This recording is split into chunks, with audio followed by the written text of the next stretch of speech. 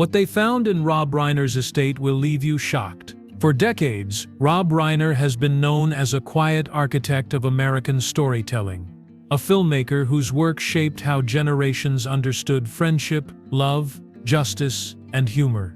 From the outside, his life appeared fully mapped, every chapter visible through iconic films and public convictions.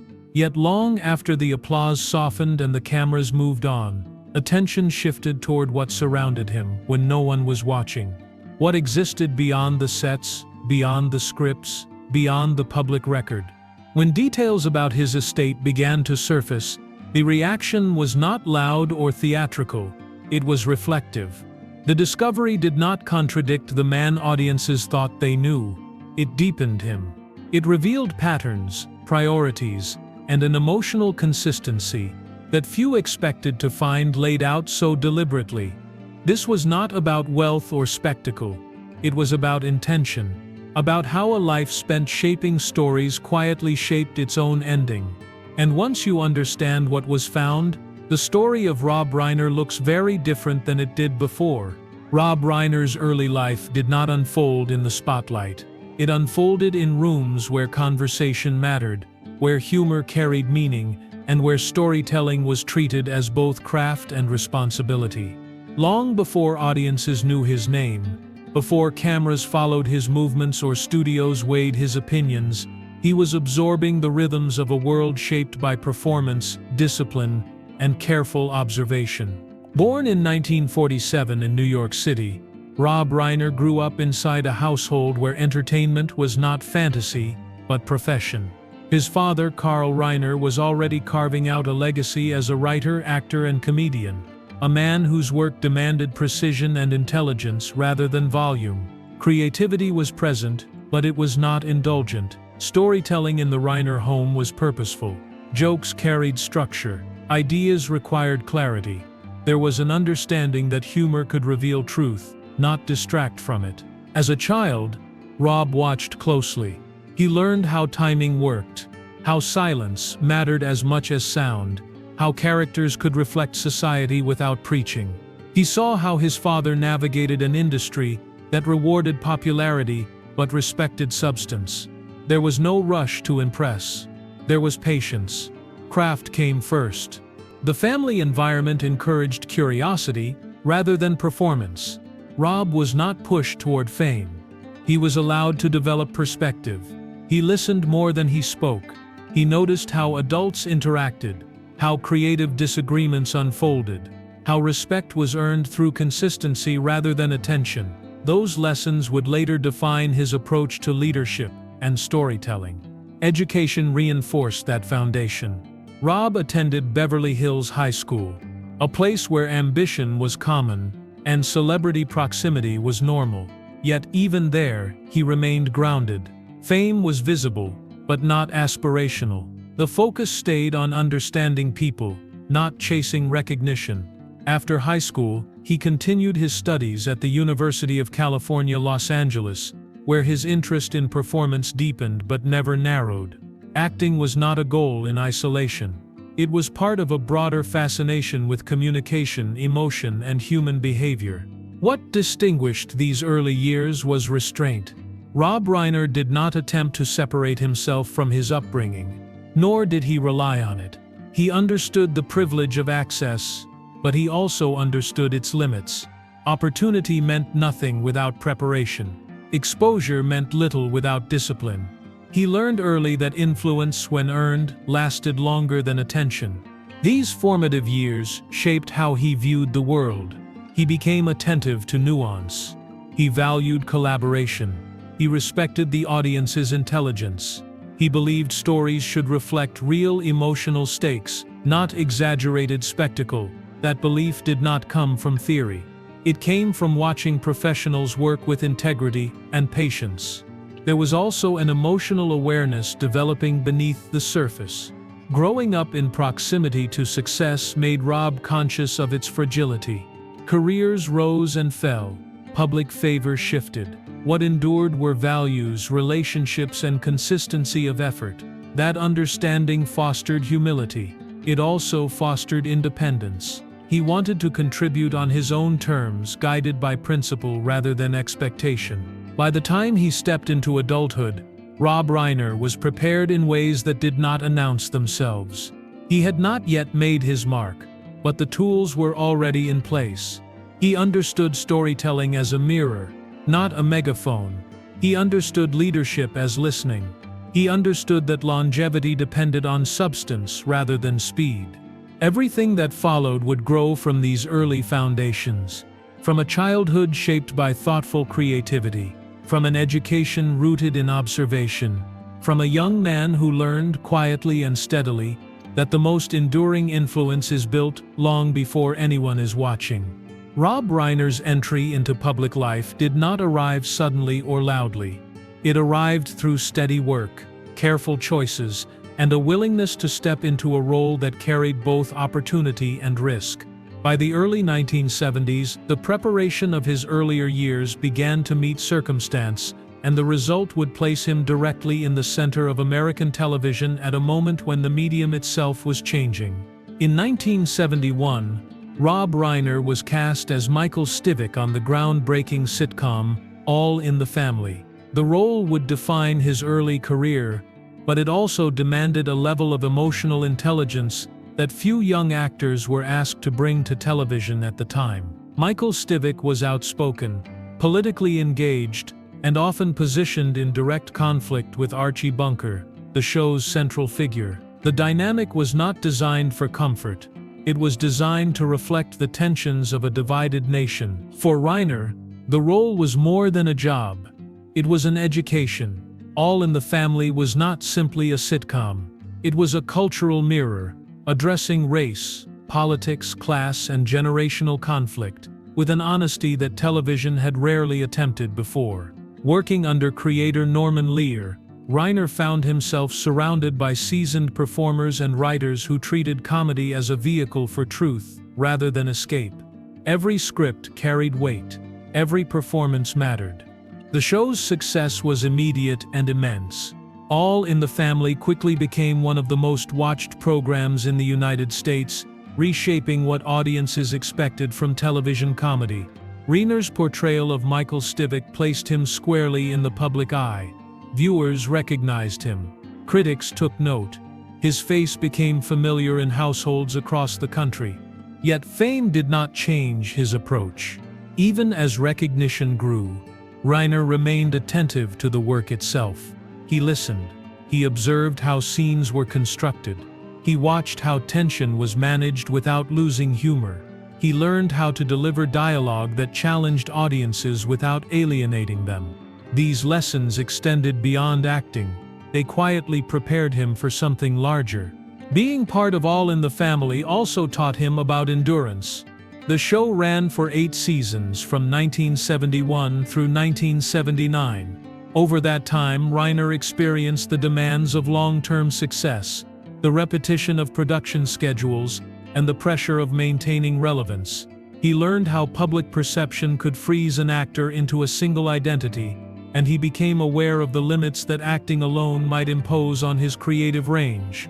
By the late 1970s, it became clear that his interests extended beyond performing. While still committed to his role, Reiner began to feel drawn toward shaping stories rather than simply inhabiting them. The experience of working on a show that valued perspective and substance had sharpened his awareness of narrative control. He understood that the greatest influence often belonged to those behind the camera. When All in the Family concluded, Reiner faced a choice familiar to many actors whose early success arrives quickly. He could continue pursuing similar roles, or he could redirect his path. He chose redirection. The decision was not abrupt. It was deliberate, informed by years of observation and reflection. His transition away from acting was not a rejection of success. It was an expansion of purpose. The fame he gained from All in the Family provided credibility, but it did not define his ambition. He wanted to tell stories with the same clarity and emotional honesty that had shaped his formative years and his early career. This period of Rob Reiner's life marked the moment where visibility met intention. His first major role brought him recognition, but more importantly, it brought understanding. He began to see how storytelling could influence culture, how leadership operated within creative spaces, and how tone, timing, and perspective shaped public conversation. With that awareness came a shift in imagination. He started to picture a future where his voice would guide not just performances but the stories themselves. It was a turning point defined less by fame than by direction. The foundation had been laid, the lessons absorbed, and the path ahead quietly widened into something transformative. Rob Reiner's years on All in the Family became the quiet classroom that shaped everything he would later build. When he stepped into the role of Michael Stivic in 1971, he entered a television environment unlike anything else on air. The show was confrontational, layered, unafraid to sit with discomfort. Week after week, it forced audiences to confront race, politics, gender roles, and generational conflict through characters who felt uncomfortably real. Reiner was not just acting inside that world, he was absorbing it. Working alongside Carol O'Connor and Gene Stapleton placed him at the center of a masterclass in restraint and precision. Comedy on All in the Family was never accidental. Every pause mattered. Every line carried weight beyond laughter. Reiner watched how Norman Lear shaped dialogue to spark conversation without preaching, how scenes were constructed to reveal character rather than resolve debate. He learned that humor could carry truth gently, and sometimes sharply, without losing its humanity. Michael Stivic was written as a counterbalance to Archie Bunker, a voice of reason that often collided with stubborn tradition. Playing that role required patience and emotional control. Reiner learned how to convey conviction without caricature, and how to let tension breathe rather than rush toward resolution. Those lessons stayed with him. Long after the cameras stopped rolling, he carried that sense of balance into his understanding of storytelling. Behind the scenes, Reiner observed how creative authority functioned. He watched Norman Lear guide writers, challenge assumptions, and protect the integrity of the work. He saw how leadership did not rely on dominance, but on clarity. Decisions were debated, voices were heard, purpose mattered. That environment planted a seed. Acting no longer felt like the final destination. It began to feel like preparation. As the series progressed through the 1970s, Reiner became increasingly aware of the power held by those shaping stories rather than performing them. He paid attention to how episodes were structured, how tone shifted between humor and seriousness, how difficult topics were introduced without alienating audiences. The show did not soften its message, yet it never lost its reach. That balance fascinated him. By the time All in the Family concluded in 1979, Reiner had spent nearly a decade inside one of television's most influential productions. He left with far more than recognition. He left with discipline, perspective, and an internal compass for what meaningful work could look like. Acting had given him a voice. Observation had given him direction. That transition became visible in the years that followed. When Reiner moved into directing and producing, the lessons from All in the Family surfaced quietly but consistently. His films carried warmth without sentimentality. They respected audiences rather than instructing them. Characters were allowed complexity. Humor existed alongside vulnerability. Whether working on This Is Spinal Tap in 1984, Stand By Me in 1986, or The Princess Bride in 1987, the influence of his television years remained present. Each project reflected an understanding that stories endure when they are honest, when they trust viewers to feel rather than be told what to feel. Reiner's work showed a deep respect for human contradiction, a willingness to let joy and sadness exist together without explanation. That sensibility did not arrive by accident.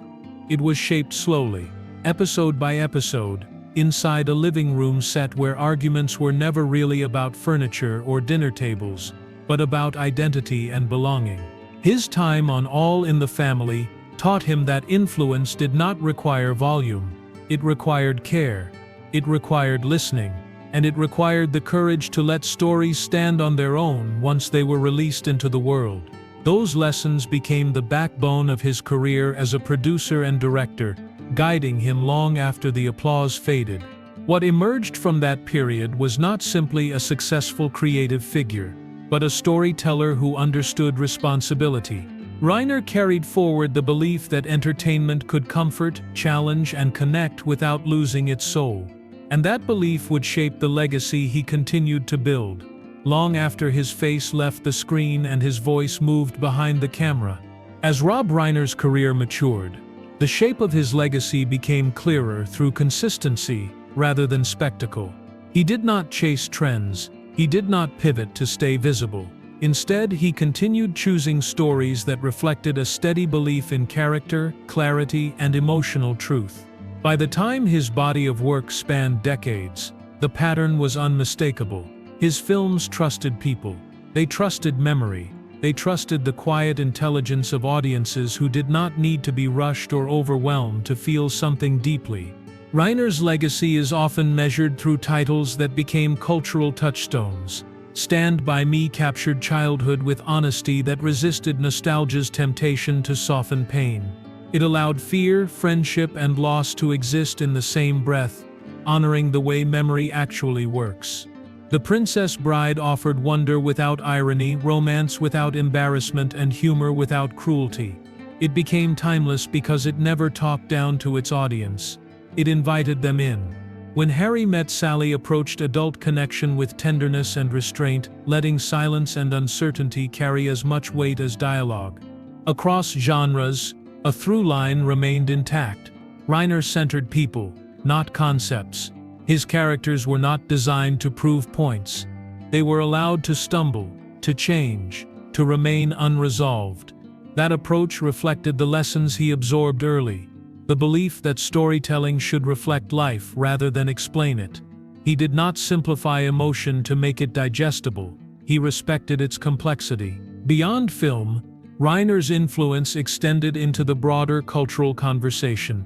He became a vocal advocate for civic engagement, speaking openly about democracy, responsibility, and participation. His involvement in public discourse mirrored the values embedded in his creative work. Conversation mattered. Listening mattered.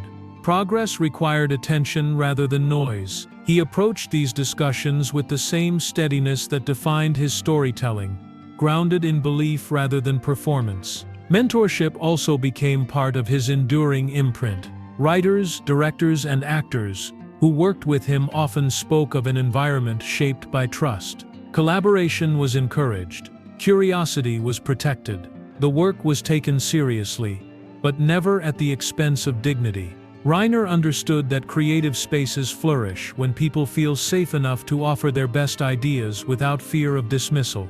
As years passed, his presence shifted further from the spotlight, yet his influence remained active.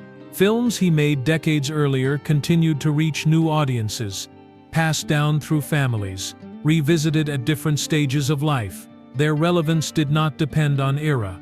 They held because they spoke to experiences that did not age. Friendship, love, uncertainty, growth, and resilience remained familiar across generations. Reiner's legacy also rests in restraint. He knew when to step back. He did not attempt to replicate past success endlessly. He allowed his work to stand without constant reinforcement. That confidence reflected a deeper understanding of endurance. Stories that matter do not need to be repeated loudly. They find their way quietly, again and again. What defines Rob Reiner's legacy is not volume or dominance. It is coherence. A lifetime of choices aligned with values learned early and carried forward with care.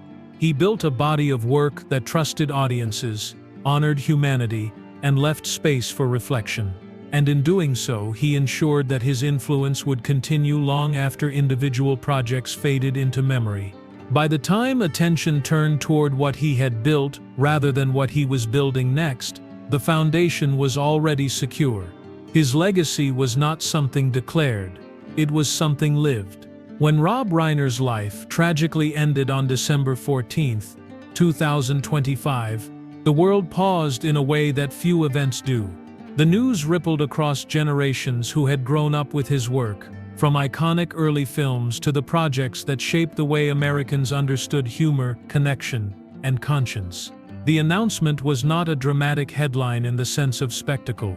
It was a moment of collective reflection, a quiet turning outward toward the life of a man whose influence carried far beyond the camera. Tributes poured in from across the industry, from creative collaborators and longtime friends, from actors whose careers he helped shape, and from audiences whose lives were touched by his stories. Voices like Billy Crystal, Albert Brooks, and Larry David spoke not in shock alone, but in deep gratitude, remembering a life lived with curiosity, humor, and relentless care for narrative truth. They did not speak of loss as finality, but of resonance carried forward in memory and meaning. In the days following that tragic moment, attention gradually shifted from the announcement itself to the life that had led to it. People began asking not where the story ended, but how it had been written over decades, through laughter and seriousness, through revision and reflection, through characters who felt familiar because they had been drawn with empathy and insight. Reiner's body of work came into focus as something more than a list of credits. It became a tapestry woven with recurring themes: fidelity to character, respect for audiences, a belief that storytelling could heal as much as entertain. Films that had once felt generational became intergenerational, watched by children and grandparents within the same living room, bridging decades of change with a shared emotional language. Even in absence, his influence did not fade. Conversations about his career became opportunities for younger filmmakers to learn. Tributes were read as essays in craft and purpose, reminders that legacy is not defined by celebrity or volume of output, but by coherence of intention across time. Reiner's creative footprint extended beyond the films he directed. It lived in the people he collaborated with, in the voices he lifted, in the stories he chose that centered compassion over convenience. The space he left behind was not silent. It spoke through those continuities, through laughter that still lands with tenderness, through quiet moments in films that remind viewers of who they were when they first saw them. And so when people began to consider what his estate represented, they did not think in terms of objects or transactions. They thought in terms of contributions and connection. They saw a life structured not for spectacle, but for endurance. What he left behind was not a collection of trophies. It was a body of work that continued to invite reflection long after the credits rolled. In that sense, his legacy lives in motion, carried by audiences who revisit his films, by artists who reference his approach, by conversations that still trace back to the choices he made in service of storytelling. What remains is not shock. It is coherence. A life lived with intention, a voice that endured, and a generosity of spirit that continues to resonate. In the end, Rob Reiner's story does not close with tragedy. It settles into meaning. A life shaped by intention, curiosity, and care does not disappear when it tragically ends. It continues in echoes, in laughter remembered, in scenes replayed, in lessons quietly passed forward. Reiner never chased noise. He built resonance. He trusted audiences to feel rather than be instructed, and he trusted stories to carry weight without spectacle. What he leaves behind is not confined to credits or accolades. It lives in the way humor softened hard truths, in the way relationships were portrayed with patience, and in the belief that storytelling could still be humane. His work reminds us that legacy is not measured by how loudly a life is lived, but by how deeply it connects. Time will continue to move forward. Generations will change. Yet the influence remains, steady and intact. That is the mark of a life fully shaped and fully given. For more emotional stories, check out this video.